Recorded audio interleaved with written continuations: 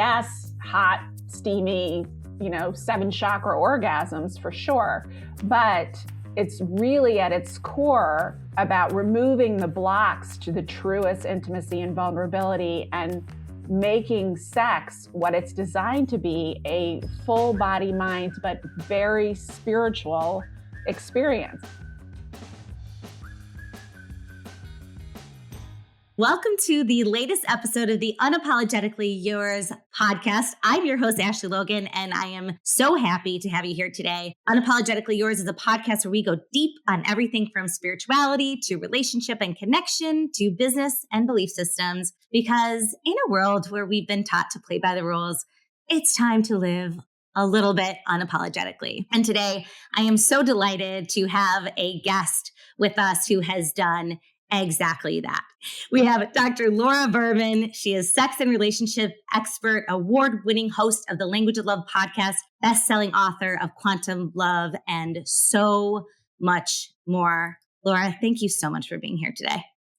Thanks for having me. So you have had the most dynamic career, from building up your reputation as a sex and relationship expert and therapist and coach, working with people to improve their connection all over the country and have such an esteemed reputation. But you are also so much more than that. Mm-hmm. And I've had the pleasure of getting to know you over the last year. And tell me, who are you today?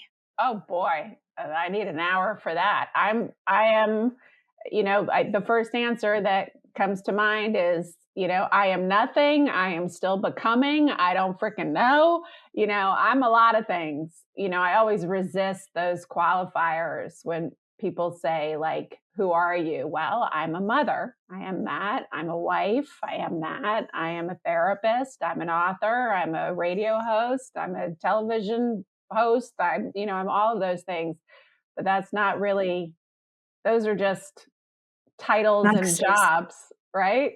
So I think who I am is always been something that's evolving now, even more, I would say, over the past 3 to 5 years than ever before in every way. It's been, I think for many of us, for lots of different reasons, it's been a period of real evolution and to some extent reinvention. And that's been, I think, the most curious and challenging part because, as you said, at least professionally, I've always, for my entire career, really even before I graduated college and then into graduate school and beyond that. So for over 30 years, I've been really in the realm of sex, love, and relationships. And now I am still there, but it's sort of that transition of dovetailing that with the ways in which my heart is being called to grief healing, and sex and death, they're two ends of the same spectrum, but it's an interesting marriage, and even my identity as a mother has changed, not just because my kids are all out of the house now. Who I am as a mother has evolved as well, but also after losing my middle son, who I am as a mother, and my relationship with all 3 of my children, including the one on the other side, has shifted and changed. So I don't fucking know who I am is the answer, the 20-minute answer to your question. So, because that raw authenticity, it creates so much space for allowing and surrender and learning and growth. And that mindset is so important when we're all we've been taught to be in these boxes. Are you a mother? Are you a working mother? Where you go put on your work hat, you go put on this hat and that. But the truth is, like, we are all whole beings constantly evolving from one role, one perspective to the next. And so I think that your answer was one that we can all learn from when it comes to allowing all parts of ourselves to coexist at one time. Yeah.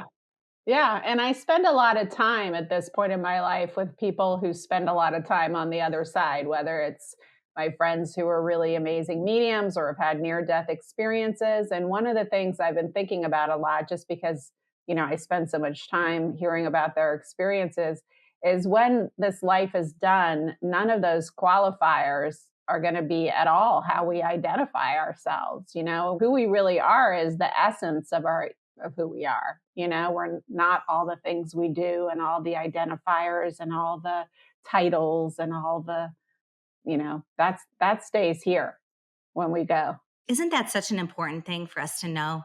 I feel like it is. Yeah. I do too. I do too. So let's start thinking. Let's go back a little bit. So you built your career, sex and relationships, and that was your niche, and you carved this place. And as you said, your life has handed you some unexpected things. And that's to say the fucking least. Like the death of your son, Sammy, and how you've shared so publicly about the risk of being a child on social media today and how kids are preyed upon and all of that. And thinking about how now you have this deep understanding of how grief can impact relationships and how we're showing up for each other and our ability to forge physical connection and presence of mind in the face of all this grief. So it's almost like this intersection is so informative to the next phase of your work. And at least that's something that I could see being true. Tell me about your reaction to that. Well, it's interesting because for a little bit, he died, let's see, it was February 2021. So it was 4 years ago now.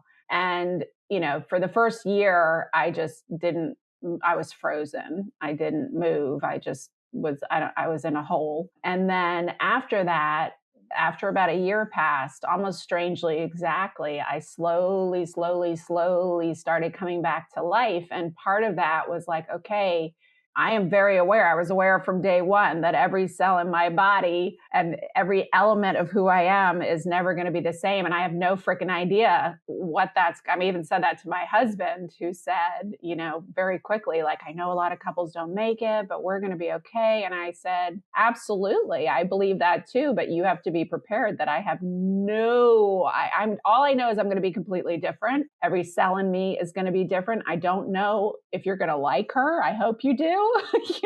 But I don't know where this is going. And I could feel that very early. And then I guess, from a metaphorical standpoint, I turned into the proverbial mush in the cocoon, as a caterpillar does, as it's metamorphosizing and integrating and trying to heal and catch my breath. And then as I came back out, the question became, okay, so what do I even want to do professionally now? And even leading up to Sammy's death, my agent was coming to me and saying, like, what's the next book? And I was like, I've freaking said it all. Like, I have zero interest. I've written 8 books.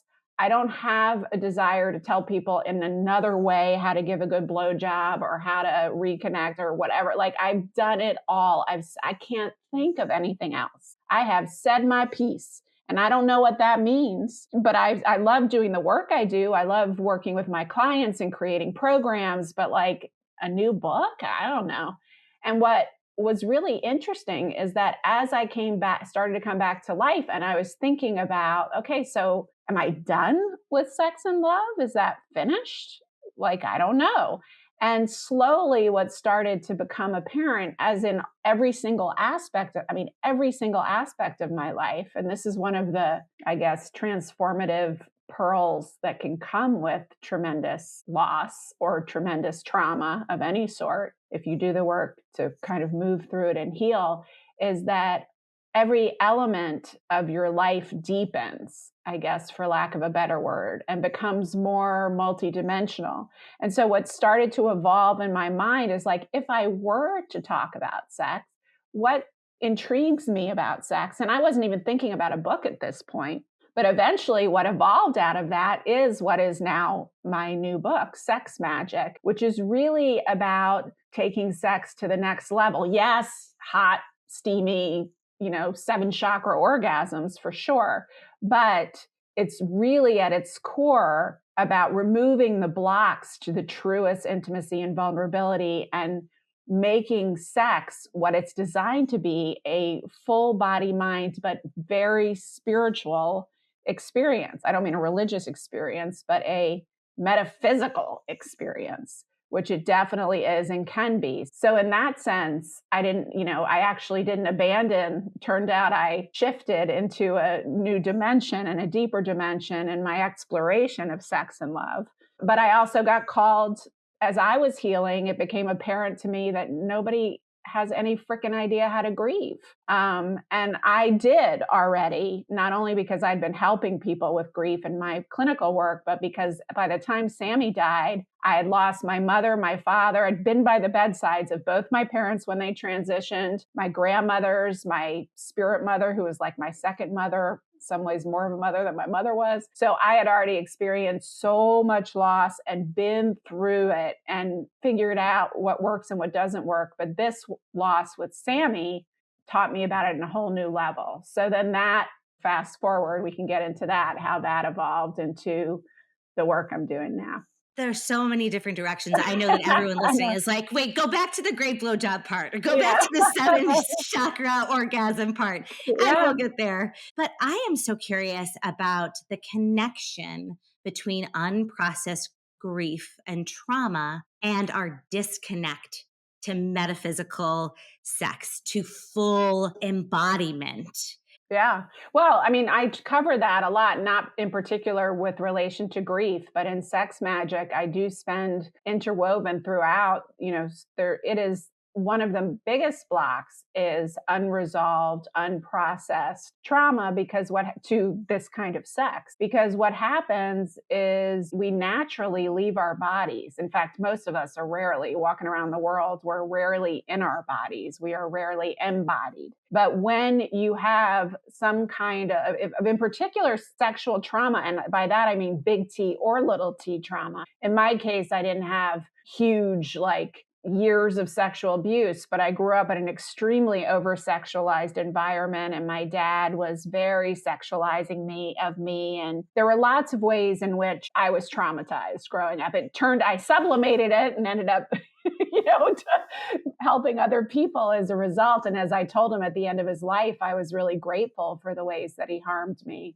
because I wouldn't be doing the work that I was doing. And there are, many ways in which he did that. So I think that, there's big T trauma and there's little t trauma in general and in a sexual sense. And regardless, certainly if it's sexual, but even if it's another kind of trauma, we tend to become disembodied during those times where we could be fully physically tuning to the senses, where we could be, your body is your antenna, if we're talking about a metaphysical sense. So your body is your antenna for attuning to the other side, attuning to your guides, and attuning to the sacred elements that sex can deliver you. So if you aren't in your body fully, which we're not going to be if we tend to leave it every time we have a still moment, then you're not going to be able to get to that place in the same way. So, and it was the same thing with grief, that kind of horrific, really any kind of loss, but if it's a loss that you experience as breaking you apart, then you're going to leave your body. Like, part of the healing definitely is going to be, that's one of the 6 pillars of healing that I talk about all the time. It's going to be about coming back, becoming embodied again, in all the different ways we can do that gently and consciously to stay with ourselves, which is often the last place we want to be when you're in extreme pain. So, it was only by a miracle that I discovered that not only could I go all the way to the bottom of the pain, that there was a bottom moment to moment. I don't mean ultimately a bottom, but that I would reach a bottom if I went all the way in, that it wouldn't take more than 5 to 10 minutes to do that, and that I could come back out and feel lighter and freer, more embodied, more tapped and tuned in as a result. I don't know, had I not had the experiences I had losing my son and pushing me to do whatever I needed to do to survive, that I would have gone that far. And once I did, I discovered, these strategies and these mechanisms that everyone can use, so I discovered so much through that grief journey with him, because it was on steroids. I'm still on it, but it was on steroids. Yeah. It's never ending. Grief sneaks up on you. And I love that the visual that I got of, swimming to the bottom of a deep pool to get to the bottom. And then from that point, when your feet hit the bottom, you can push yourself back up. Yeah. And you can kind of re-regulate, and you're changed. It's not all gone, but you're changed as a result. And then then you're like, oh, I can do this. And eventually what starts to happen, and this is for all of us with grief, and especially with tremendous loss, is that you have to learn to become a surfer. The waves are going to come. Sometimes they're going to be huge monster waves. Sometimes they're going to be a little wave. Sometimes they're going to feel like beautiful visitors. Sometimes it's going to knock you flat on your ass. You learn to surf it when it comes. And so, I'm at a point in my journey where I'm like, oh, here it comes. Okay, here we go. I'm just going to surf this. I'm going to feel it. I'm going to be with it. I'm going to process it. Okay. I'll see you in 20 minutes, honey. I got some shit coming up. And then, that's it. So it just becomes part of you. And I feel like each time, if you can stay with yourself through it, and it's not always in the moment that you can, there's strategies for tabling it or containing it until you can. But if you do attend to it regularly, it's actually a really beautiful thing that keeps you even more tapped in and tuned in. It's interesting to me as I think about the impact that grief has on so many of us and how disembodied we've become as a culture from our feelings, from our inner knowing. And it's a lot to teach. It's a lot to get people to come out of their heads and return to their bodies. And I'd love for you to share just a little bit about the importance of that and how it Yeah. enhances the human experience to be embodied. Yeah. Well, okay. So let's start at the end first. How does it enhance? Like, what's the payoff? You heal so much faster from whatever it is you're wanting to heal from. And I don't mean just emotionally, physically. Um, you have a cough right now, and you told me that it was from walking in frigid weather. And I'm sure that was one of the catalysts. But I have found that almost always the body speaks for us when we're not speaking. And in particular, I struggle with throat things too. And that's always seems connected to where I'm not speaking my truth, where I'm not advocating for myself, where I'm not really tuned into that aspect of myself. We could go down a whole rabbit hole there, but we won't. So when you become more embodied, you are healthier physically, you are healthier emotionally, you can weather the storms. And it seems counterintuitive because our natural instinct is to run from pain. That's why we become disembodied in the first place. And when you've had a tremendous loss, the last freaking thing you want to do is be with it and feel more of it. You want to numb out, you want to distract from it. But again and again and again, I can swear to you that which you can't be with will run your life. And if you can't find a way to start being with it, it not only creates kind of prolonged or what clinicians call complicated grief, which is just hard. You're just in pain longer and life is harder longer than it needs to be. But the reason I find that people don't do it is A, they don't know how, and B, it's scary as hell to imagine doing it. So for me, and I can share with you how, for me, I'm someone who's for many, many years now. And when I was a little girl as well, I turned it off for a couple of decades, but it came back online about 12 years ago that I started seeing things, knowing things, attuning to things, getting quote unquote downloads. But I had never heard, many people are clairaudient where they hear messages, never. So after my mother died, which was my worst, most impossible loss, until he died, which was about 11 or 12 years before he passed. I can't even tell you how painful that was. She was my person. And I was filming a show for Oprah. I had a 5-day-a-week radio show. I had a new book coming out. I had no time to grieve, nor did I want to feel the degree of pain. So I just sublimated it. I just started spiritualizing it. I just packed it away. I couldn't break down. I had 3 young kids. I had work. I had everything going on. Within a year of her dying of breast cancer, I still have none of the genetic risk factors, none of the BRCA or anything like that. Her breast cancer was not genetic, as far as we know. But within a year of her dying of what was ultimately breast cancer, I had breast cancer in the same breast that she did, with no risk factors at 40 years old. And I had to completely stop my life. And it was a huge metamorphosis back then. Okay, so fast forward 12 years. I'm sitting on the beach trying to take my next breath after losing Sammy. And I hear a voice. And the voice says to me, do you want to live or die? And I knew somehow what that question meant. I went right back to my mother and the breast cancer. And because I knew back then that this was grief, unexpressed grief for me. I'm not saying if you don't express your grief, you're going to get cancer by any means. I'm not saying that. But for me, it was very clear that this was part of it. And also because I let the whole world suck off my tits and never recharge my own battery. And so, I mean, metaphorically speaking, not literally. So I knew. Amen, though. I hear you. I knew what that question meant, even though it was this loud, booming male voice that with no one on the beach that was asking me this. And so I was just like, yes, I want to live. Like, not only for my kids and not only for my kids that were still here and my husband, but because in that moment, I understood on a whole new level that's hard to describe what an inexplicable, indescribable privilege and gift it is to be in this body, to have this life for any of us. Like, it is a miracle. It is insane that any of us exist. Isn't it wild? Like, just for a second, like you think about like all of the grains of sand, all of the planets out there, all of the possibilities that you and me are here in this moment, having this conversation and relating to one another. All of the choices that we've made collectively to get to this moment, not to mention just the miracle of life. It's all insane. And just like back to the life thing, the fact that that sperm met that egg, it divided, it survived 9 months. I survived my family, like everything that had to happen for me to have this survived body. College. Right.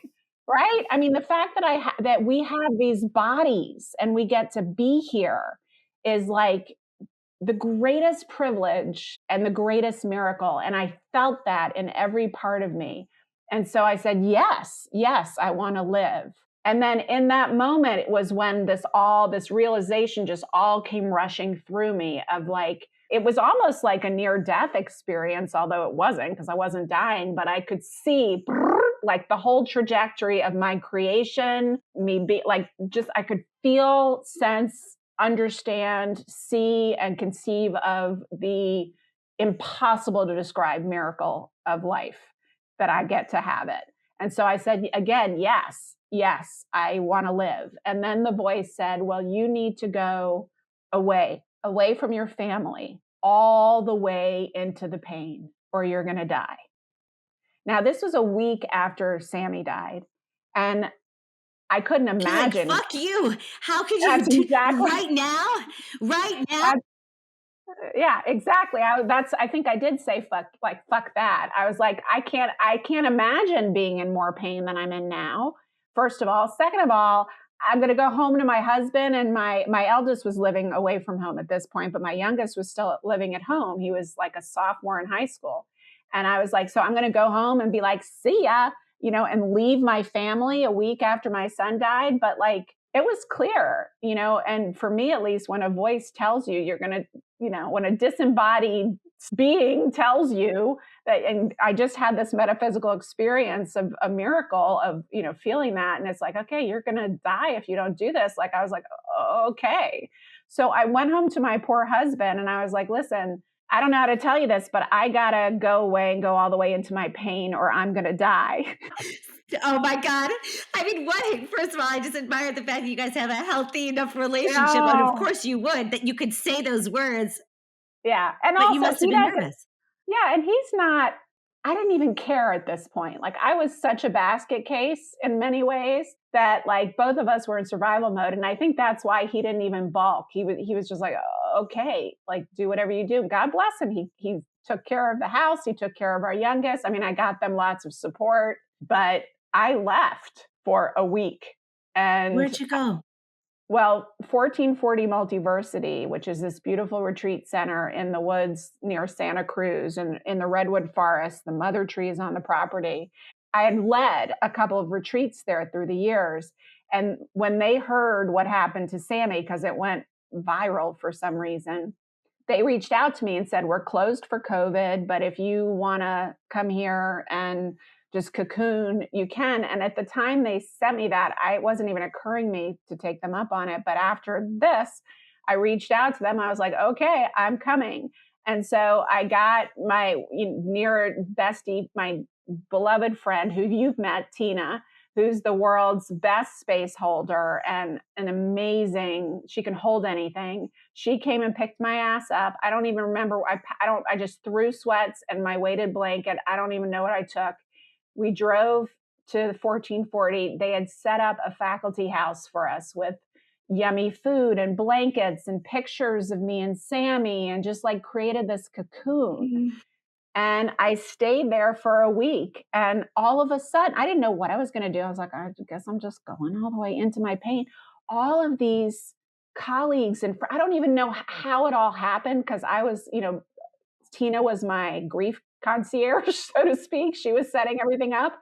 But all of these friends and colleagues started coming out of the woodwork on Zoom, on in person, and just working with me. So all day, every day. Like the power of community, and like I'm tearing. Well, now I'm just like tears falling, but because like just to have that support system and that the sisterhood, like I often reflect on the power of women, and that Tina would show up and just pick you up, and she probably didn't know what the fuck to do either. She's just like, I got you. We're going to go through this together. I got you. And I think this is like the message of our time is I got you, not you got this. Yes, I got you, baby. You. Yeah, and I had to learn, because I was not good at receiving before this. No. I mean, my girlfriends, I don't even know how this happened. This was right before I left. Somebody said, can we have a Zoom? And I was like, okay. And I got on the Zoom, and like 40 girlfriends from college friends, colleagues, Chicago friends, LA friends, like they didn't know each other. Somehow they all got together on Zoom. They each one by one, they had a service, basically. One by one lit a candle, saying a prayer, speaking to Sammy and to me. And then they said, we are going to be here every Friday at 2 p.m. from now on for the next year or longer. And I was like, no, I'm not going to. They're like, no, you don't have to come, but we're going to be here every Friday at 2. And cue the sobbing. Oh my God.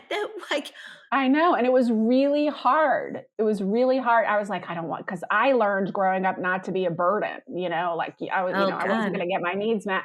So I was like, you know what? I'm not going to survive this if I don't let other people help me. And so I did. I got really good at receiving. And I realized when I did that is actually giving them a gift too, because I wasn't thinking about how helpless they felt. And to be able to do something for me made their sadness over Sammy easier to hold too. So it was a win-win. Oh my gosh, I love that reflection, because I think that you're so right. So many women are taught not to take up space, to not be a burden, to be the giver, but we're not taught to receive. And there is so much, like even thinking about like a simple sales meeting, when you show up and someone says, would you like a cup of coffee? And you say, oh, no, thank you. Even if you're thirsty, you're missing an opportunity to be served. And that forms a connection, because think about like how much I want you to feel comfortable. I want to give you the coffee. I want to like held you. Yeah, and absolutely. Then in turn, we have to learn to be held. And wow. Yeah. So it was amazing. And what happened on that week, I'd never really done. I understood somatic experiencing, but I'd never gone that deep into it. And I went all the way in with support of a somatic healer who's become, a dear friend and colleague, this woman in Chicago, Kate Hudson. She was on Zoom with me every day. And even the hands-on stuff, she was coaching Tina to do to me while she was working with me. And then I did body work and forest bathing and meditation and spent hours on the mother tree, but I went all the way in. And that is how I discovered how this works and how much grace. And it was after those moments of going all the way in and having a huge release, I felt lighter. It was like taking a huge, huge constipated poop. It was unbelievably painful. And Yeah. then, That's like the that first poop feeling. after having a baby. You're like, Yeah, "Oh, this is and the worst how thing ever." afterwards, how good you feel? Yes, Like, yes. I was that's how literally it just feels. talking about this yesterday. Yeah, it feels so good, and then I would start seeing glimmers and feeling his energy, and I was like, "Oh, this makes so much sense," because I had already written Quantum Love and understood that energy can't be created or destroyed, it only changes form, and our loved ones are still here right beyond the veil, and we can stay in communion with them. But I wasn't even really, I was just focused on the physical baby, my 16-year-old sweet boy who was gone. I wasn't thinking about that other part. But as I would come out of these moments, I was like, oh, no wonder my frequency is high, because they can't, and I already knew this too, but they're vibrating at such an impossibly high frequency our human bodies could never reach. And so the irony is, when we're at our lowest of low and our bowels of despair, our frequency is very low. This is something I had already gotten into in all the science of in Quantum Love, my book. But they can't reach us there. It's too low. So when we move to these, right? When we move to these higher frequencies, that's when they can meet us in the middle. Well, we think too about like, what's the lowest vibration? Fear and Guilt and shame. shame. Yep. Mhm. That's where you are And in grief. Yeah. well, and not just that, but like even as a society right now, Mhm. so many people are driven by fear and Yep. living And in a shame lack of and abundance. guilt. And Hmm. you're either living in a lack of abundance, or you're feeling shame and guilt over having abundance, or both. And so, yeah, that's a lot. I mean, that's all about manifesting. We go down that rabbit hole too. But what I discovered is that is where I could meet him more.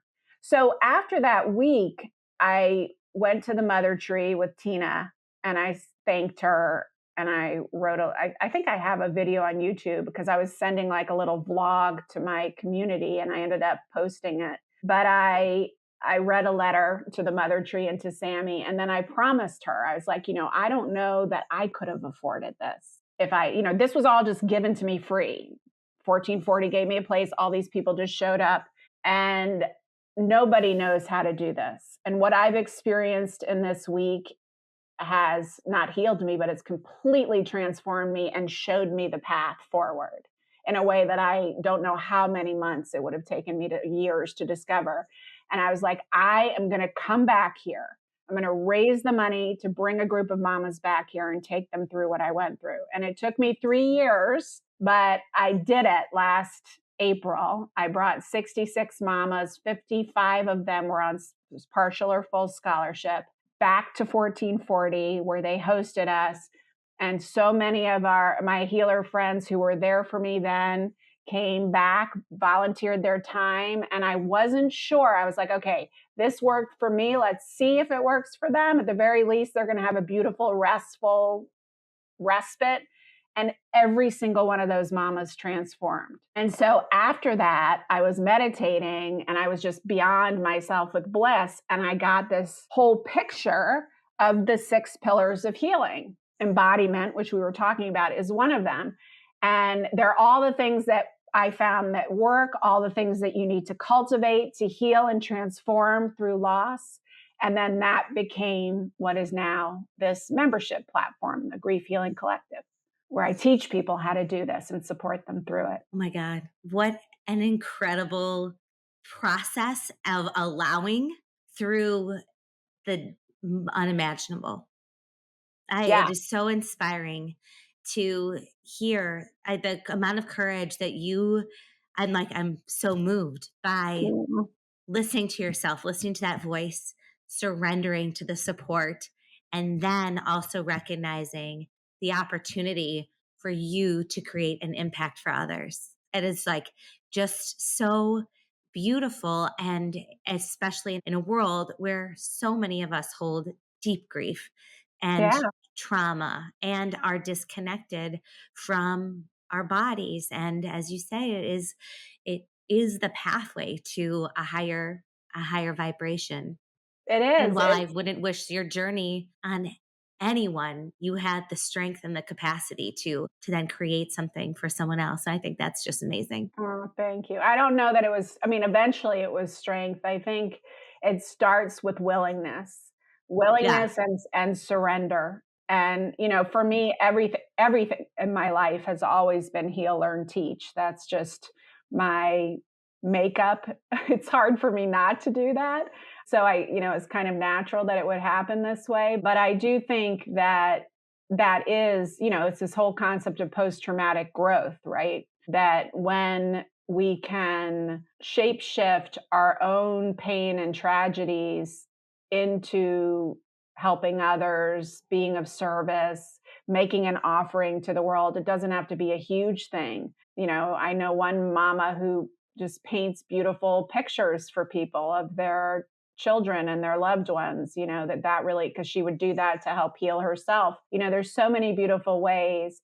I think it can be tricky because lots of people rush to making meaning, which is what I did with my mom. I rushed to making meaning rather than letting myself really transform from, go. It's really that phoenix. It's transformation through the pain. You don't just have to go through it. You can really grow through it and become a whole new, more self-actualized, more inspired, more tapped in and tuned in version of yourself. It's like a portal that you can go through if you're brave enough and willing to go through it and be supported, obviously, through it. But it requires community and willingness and techniques and tools and support. So that's why I felt like it was so important because there aren't a lot of environments where people in an affordable way can really immerse themselves and get supported in healing from any kind of loss. I love this. Thank you so much for sharing your intimate experience and I love this. And we'll make sure to share in the show notes how people can work with you Great. in this capacity because it's really just beautiful. And I know when you did another one of the retreats in Chicago fairly recently, I had a chance to spend some time with you and some of the other leaders. And really, it's just so inspiring the impact that you can make for others and that you are making. And that's really, really incredible. I want to also cover a little bit about let's talk about sex. Let's Sex magic, but baby. honestly, like one of the things that I like have been so fascinated about is this somatic connection. It's something I'm a somatic practitioner and that came from addressing my grief. Trauma. So Yeah. yeah, and trauma. And so we all have trauma and, Yeah. you know, too much too soon without the right support. And that can look like a lot of different things. And for me, I was coming off of a time where I had lost two pregnancies and a whole lot of other things totally disconnected from my body through the birth experience, through the pregnancy experience, had a big impact on intimacy because there was conversations I wasn't having. There was grief I wasn't processing. I didn't know what to do with it in a world that doesn't respect grief, that doesn't Yeah. that says, okay, good job, move on, that you don't have that space for healing, you don't have that space for recovery, you have to carve your own or find your people who will hold it for you and ask for what you need. But thinking about, so really, I remember I showed up at a retreat, women's retreat in Tulum, just outside Tulum, actually, like in the biosphere. It's like totally remote. And I was in a tent on the beach and I didn't have my kids with me who were very little at the time. And one who sleeps in my bed and has slept with me forever. It's what he does. It's how, like, even now, he goes to sleep in my bed. He doesn't just get up in the middle of the night and come in there. But anyway, I remember I'm sleeping in this tent and it's fucking hot and I'm sweating and I brought too much shit because I didn't know what I was doing and I was inexperienced. I was sad because I missed my cuddle buddy and there was a cockroach in the room and I was trying to get it out and then I got sand everywhere and and then I cried and I cried for 3 fucking days. Yeah. You And obviously needed to. it had so much and didn't have that space. And so it started the practice of getting, like, we did a Temescal hot tent ceremony. And then that's when I was introduced to breath work. And that's when I was introduced Mhm. to sound healing and knew right away, like you, like, I need to bring this to people. I need to bring this back into my world. But what has been the most incredible part is just learning that those somatic practices are the key to more inner knowing and also the key to greater joy, greater pleasure.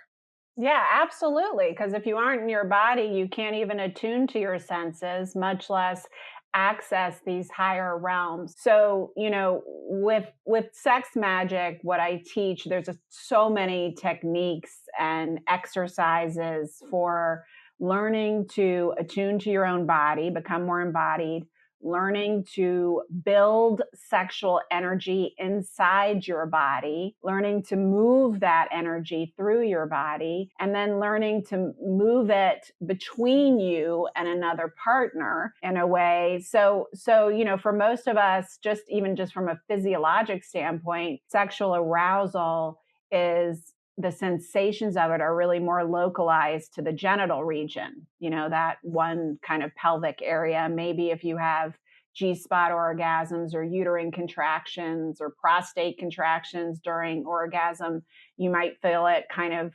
disperse throughout your lower pelvis, but that's about it. And so you can actually learn to pull that sexual sensation up to your heart and circle it around there, up to your heart and circle it between you and your partner, up through the top of your head. I mean, there's so many different ways to play with it and to incorporate body awareness and muscles and breath and visualization.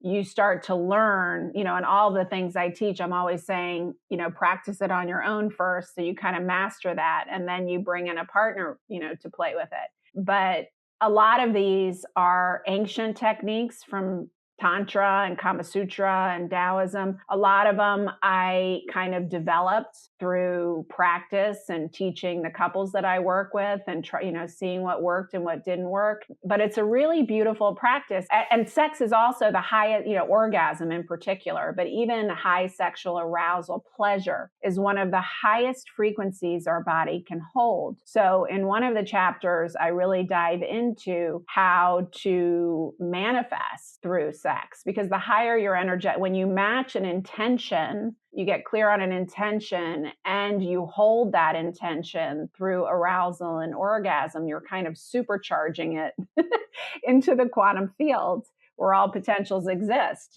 So I get into all kinds of magical spells and things you can do as well. But you're absolutely right that it begins with being in your body. Yeah, yeah. So I think that what I'm curious about is what are some of the things that people are getting wrong about sex right now? The majority of the population. What would you say that they're getting I wrong? think, well, what I'm seeing, and this is one of my inspirations for writing this book, I jokingly, but I'm serious, say it's really the antidote to bedroom boredom. People are throwing away monogamy in many ways. Now, I absolutely can tell you that monogamy for life is not biologically natural to us. We weren't designed to live this long when monogamy for life used to be until 50 when we croaked. Now thanks to modern medical technology and our healthy lifestyles, we're living to 100. So monogamy for life is a long ass time. And what I find is that people are having a hard time sustaining it.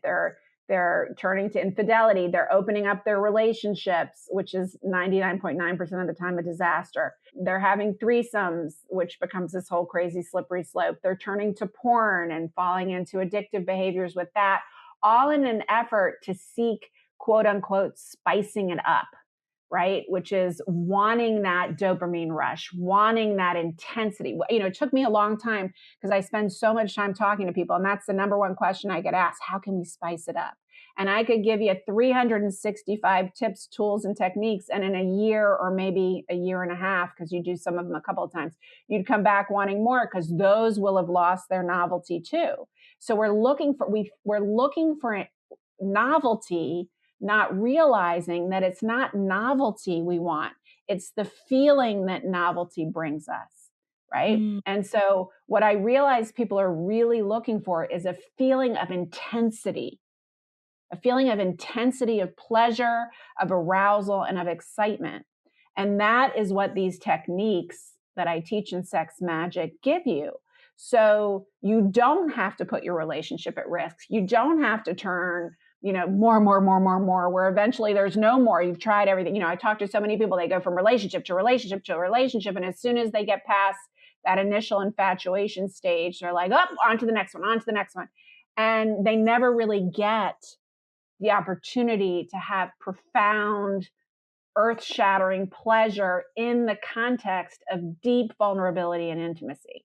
And that is the juiciest of all juicy places we can be. Wow, I'm digesting that because I think that it's so true. And I intuitively feel that just based on my own experiences in terms of, going deeper in somatic practices and also how the intentionality of breath, you can draw your breath into different places and then Yes, also being present and in communion with other people. And so how that can escalate based on being in alignment with a partner and in the deepest vulnerability, and we're just yes. not encouraged to do that. And porn, don't even get me fucking started on porn. Yeah, it's gotten real It's dark. so damaging.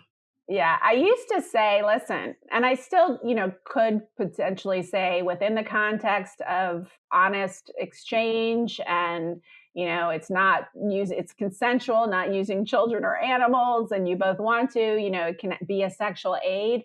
But what has happened since COVID, really, which is when Pornhub became free, is that it's escalated to a point where people are really becoming dopamine addicts, and they have to keep escalating and keep escalating and keep watching, and they don't even want to, but they can't stop, and the nature of what they're watching has to become crazier and crazier, and then they can't have sex with a human anymore because the porn, actually watching it on a screen, your brain processes it as a two-dimensional object, not as a three-dimensional human.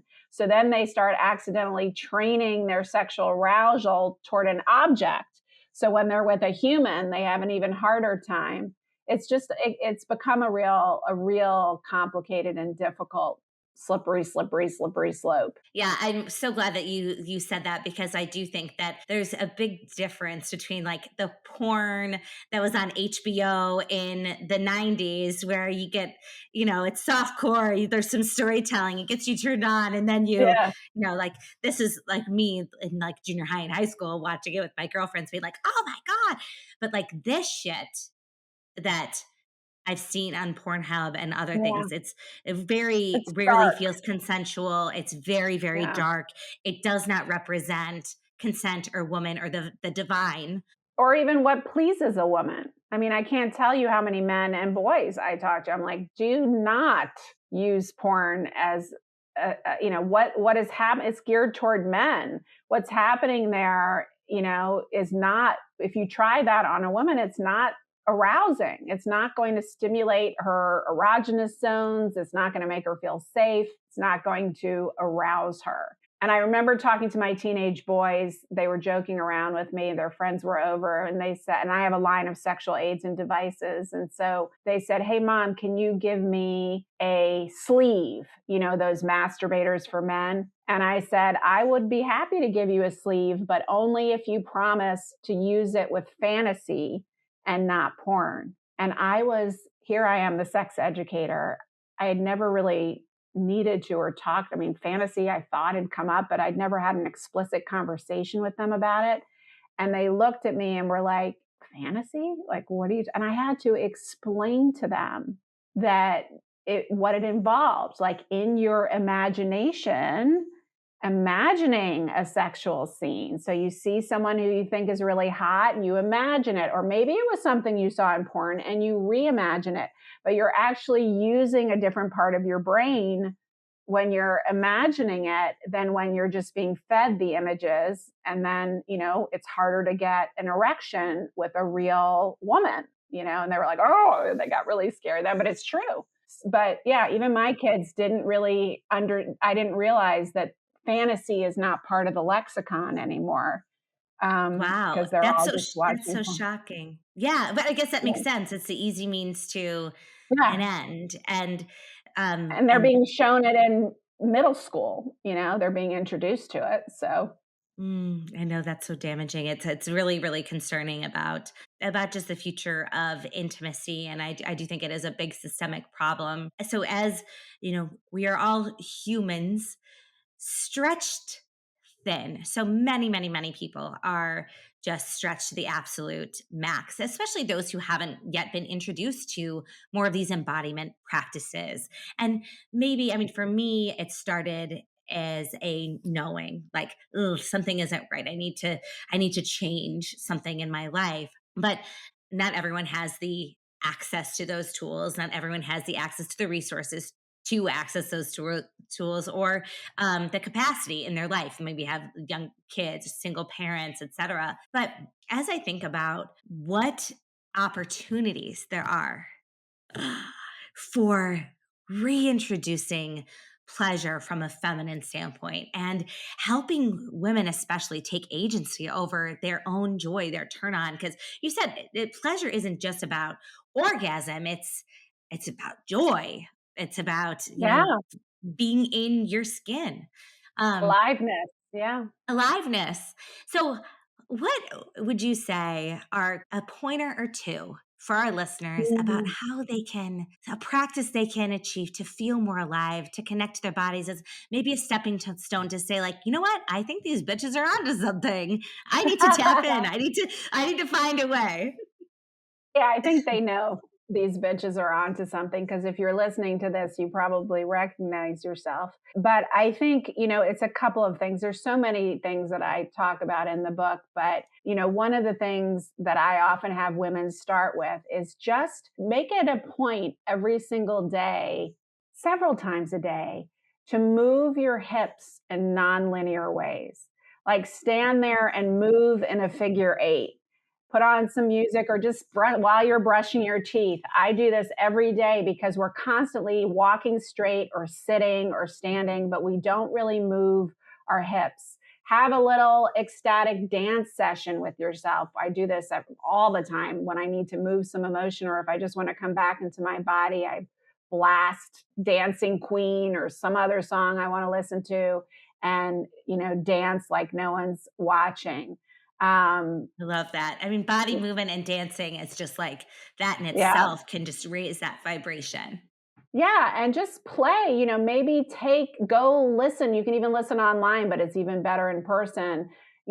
Try a sound bath or a breath work session, or, play with it a little bit. Like I teach so many techniques, they're really simple ones. Like even if you're, part of it is just like attuning to your body again, attuning to your five senses, and practicing even through self-stimulation. Okay, where am I feeling arousal right now? Like when we're with someone else, we get distracted. Is this blob on my stomach showing? Are they enjoying it? What do I have to do next? There are all of these distractions. But when you're by yourself, even if you don't make it a habit of self-stimulating, just use it as like an exploratory experiment. Like if I use a little vibrator here, it's easier with a vibrator, especially when you're moving energy, because it's more localized and more intense, and it's easier to access, and intellectually and visually, visualizing it and move it.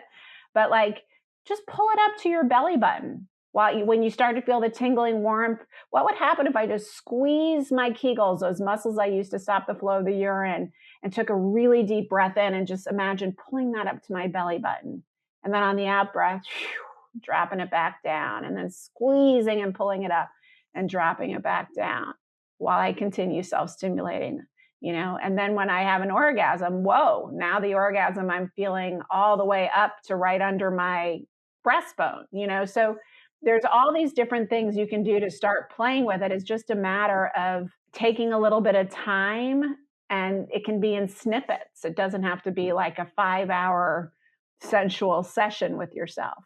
But I do Yeah. find that we often have to awaken or reawaken that energy in ourselves. And part of it is also cultivating our intuition, cultivating our emotional vocabulary, cultivating our voice and speaking our truth. There's all these different ways that we can step into our divine feminine more, that help us become more embodied, and it makes us unbelievably attractive. and magnetic and makes sex so much better. I think this is so important. And thank you, because it's so true. So I have a question for you. As you know, I'm recently divorced. And so, what advice do you have for a single 40 something going out into the world as a Well, single lady? yeah, I think you're going to have fun. I mean, what I would do, whether you're single or in a relationship, is really start to play with this on your own, master it, right? Because then and you're not going to be able to have sex magic with every guy you date, or even necessarily every guy you have sex with. Although, if it were me and I were single, I would be setting that very clear intention. I mean, it depends how horny, or if you just need to get laid, go ahead and do it. But if you are really looking for a long-term love relationship, and you can sell, what I find, and I've been hearing this from people. I was just talking to a guy the other day who's been practicing some sex magic. And he said, I still want to meet someone, but the truth is, I don't feel that in need anymore, because I'm Mm, having these profound sexual experiences with myself. And it almost feels, for lack of a better term, he said, I mean, he was cringing saying this, but it's almost like I'm making love to God sometimes. Like it feels so, yeah, it feels so divine, elevated. connected. And so, yeah, so divine. And he's like, it's not that I don't want to do it with a woman. I do, but I'm not really as willing to settle for just a one night stand. So that's interesting too. But if you do want a long-term loving relationship, and even if you just want to live a more conscious sexual life, and you can live a conscious life without necessarily always making every sexual experience metaphysical. But I would want to have sex with men who were interested in this, and who could be present with it. And I find that most men are, unless they're just looking to get wasted and get laid or play out some porn fantasy, most of them are extremely intrigued. I mean, one of my greatest endorsers of sex magic is Nick Cannon, who's famous for having, I think it's 11 kids now by 5 different baby mamas. Yes. Like, he loves sex magic. And you guys have a really close friendship, right? We do, yeah. And he has been, every time we talk, like he'll have me on his shows to talk about quantum love, and he'd be like, Chapter 8, quantum sex, like, which is basically the beginning of sex magic. That's his favorite part of it, because he, and I wouldn't say he's like the pinnacle of the evolved man, but he loves that experience of sex. And so I think you can find partners who are open to it. And if you've been practicing, I mean, talk about being a sexual vixen, you're going to blow his mind as teach him how to do these things, whoever that lucky person or persons are. So, I also think that there's sex just to get off and remind yourself you're desirable and get your feet wet again and all of that. And then there's sex to feel profound pleasure, self-actualization, connection, and evolution. And if you're looking for that sex, then, be really selective who you do it with. That's great advice. Thank you. So, Dr. Laura, we are coming up at the end, but I have one final question for you. Okay. What are you doing to show up unapologetically? I think I live at this point unapologetically. Yeah.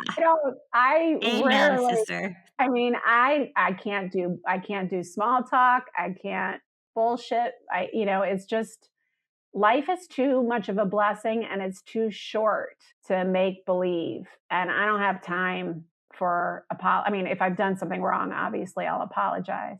But otherwise, I think the sky's the limit. There's nothing to apologize for. Just live and love and enjoy this short ride we're on.